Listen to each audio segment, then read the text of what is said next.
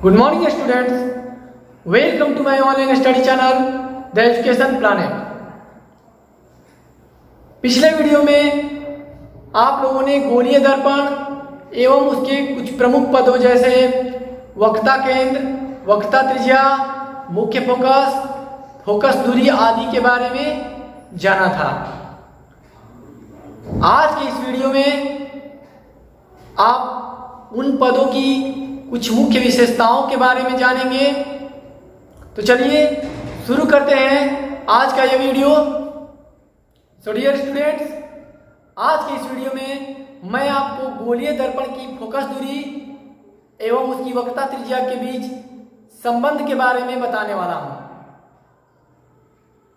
तो आइए जानते हैं कि फोकस दूरी और वक्रता त्रिज्या के बीच क्या संबंध है।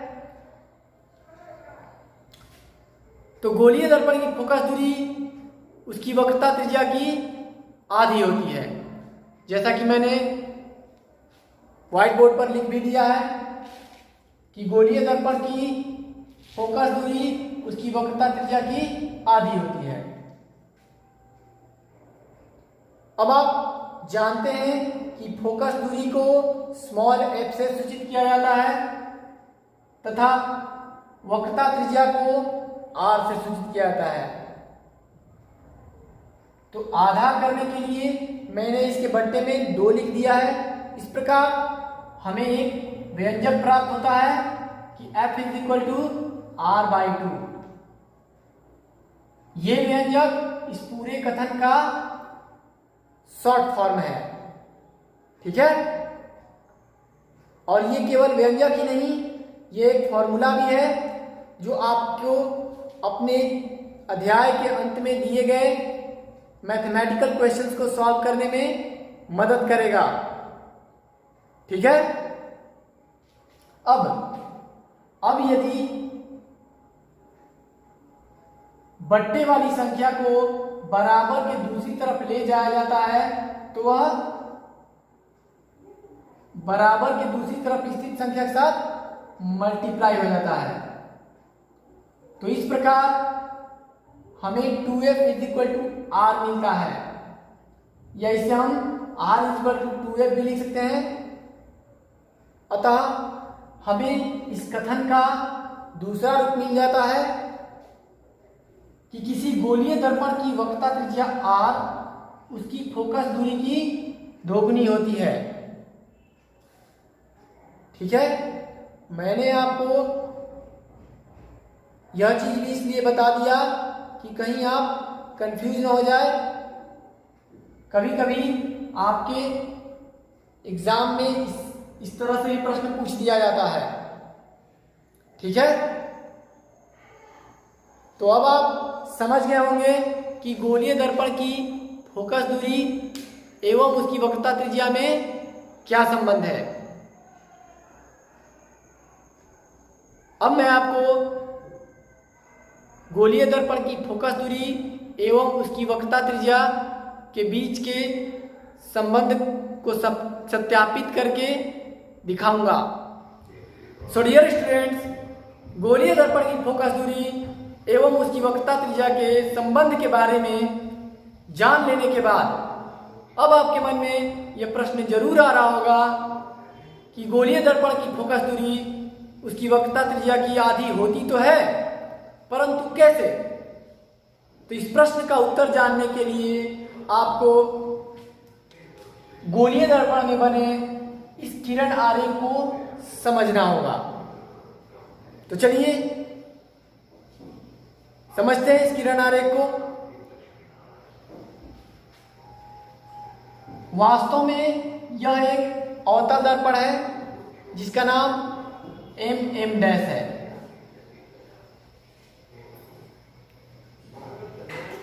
गोलीय दर्पण की फोकस दूरी एवं उसकी वक्रता त्रिज्या में संबंध को सत्यापित करने के लिए आप उत्तल दर्पण में भी किरण आरेख खींच सकते हैं,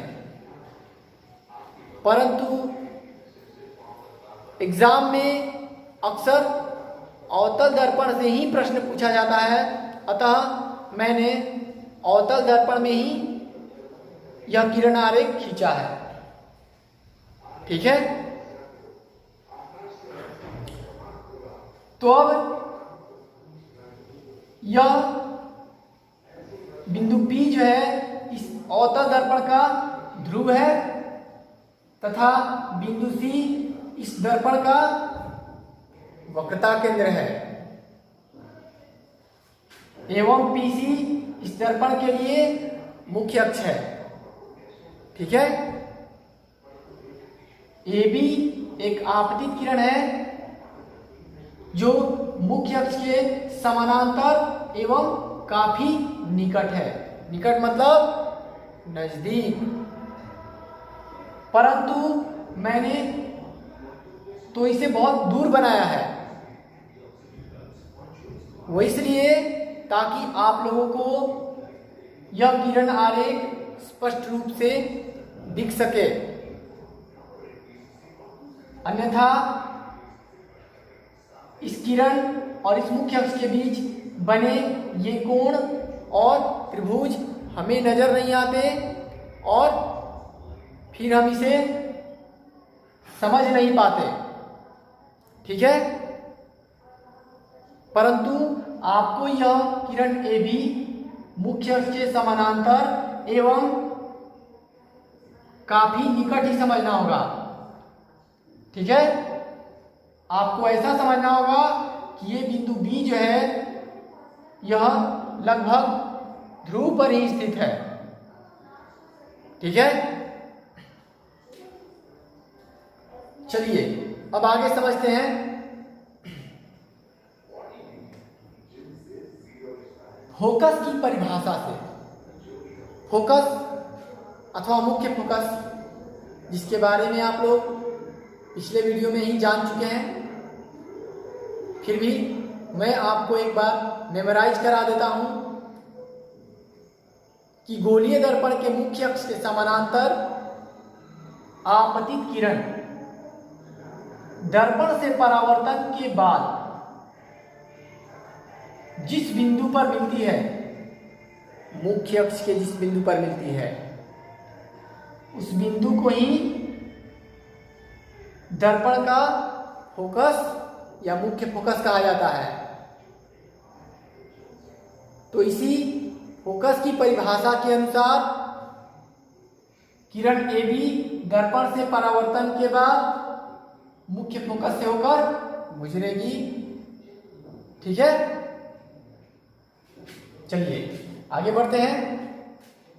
अब चूंकि CB जो है, CB ये उस गोले की त्रिज्या है जिस गोले के एक भाग से यह अवतल दर्पण बना है। साथ ही साथ यह CB बिंदु B पर अभिलंब भी है, दर्पण के बिंदु B पर अभिलंब है। ठीक है। इस प्रकार दो कोणों का निर्माण होता है जो कि आपतित किरण और अभिलंब के बीच तथा अभिलंब एवं परावर्तित किरण के बीच बने हैं। तो आप जानते हैं कि आपतित किरण और अभिलंब के बीच बने कोण को आपतन कोण कहा जाता है, इसे I से सूचित किया जाता है, तथा परावर्तित किरण एवं अभिलंब के बीच बने कोण को परावर्तन कोण कहा जाता है, जिसे R से सूचित किया जाता है। ठीक है। और प्रकाश के परावर्तन के दूसरे नियम से कि आपतन कोण एवं परावर्तन कोण सदैव बराबर होते हैं, एंगल ABC बराबर एंगल CBF होगा।